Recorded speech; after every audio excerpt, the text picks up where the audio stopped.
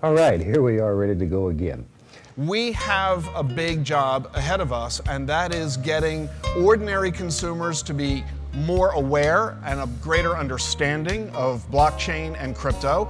And I think that's one of the things in this space that's sorely lacking is education. The biggest hurdle outside of pure market structure is still education, unfortunately. There's a huge opportunity for education in this space, particularly on the institutional side, and I think we have a responsibility to do that. And you can do it.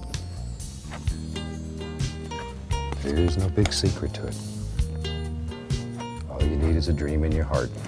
We just have to walk clients through it. I probably spend 15–20% of my time internally educating within the firm about things that are going on. I think my team probably spends more than 50% of its time doing educational work. Internal or external? Mostly externally. We've spent the last 2.5 years educating ourselves and very little time educating others. In order to raise the bar of knowledge and education and awareness, it sort of has to go through lots of real education with people who have the time and expertise, and then who also have the ability to sort of signal to others that yes, this makes sense. So when I didn't see that, I was like, how do I get everyone to get on board? There's got to be some help from both sides, right? The old school financial side, the traditional model, it has to understand where these coin holders are coming from. I think you'll see startups like the Robinhoods coming in and trying to make this more accessible to more retail-like investors. In the crypto space, you're basically evangelizing for the industry, so you have to get them to say yes on crypto first. Eventually I realized that you couldn't just go out and evangelize your version of what you think is interesting about Bitcoin. You have to have one-on-one conversation with people to understand why they might or might not even be interested in the first place. In your world, you create any illusion that you want.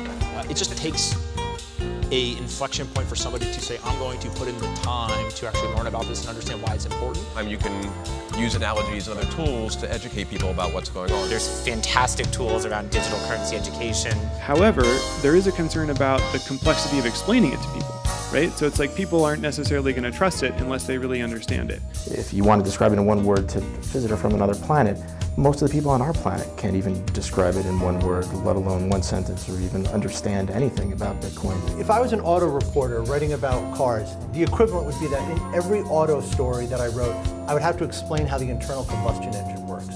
You explain blockchain to statues. People wouldn't listen, so this is my only option. Talking to folks about things like forks and airdrops and blockchain reorganizations, to us all in this room, maybe it's things that we know, but when you're talking to people, these are brand new concepts to them. We want to get this into the hands of everyday users. My mother, my grandmother, my sister, the guy next door. We want all of them to be using blockchain technology. I can help translate a coder to my mom, but certain concepts, they don't really translate well at all, and we all have to do that as a community. And if we don't do that, then we're going to be cloistered in this space, for more time than it should be.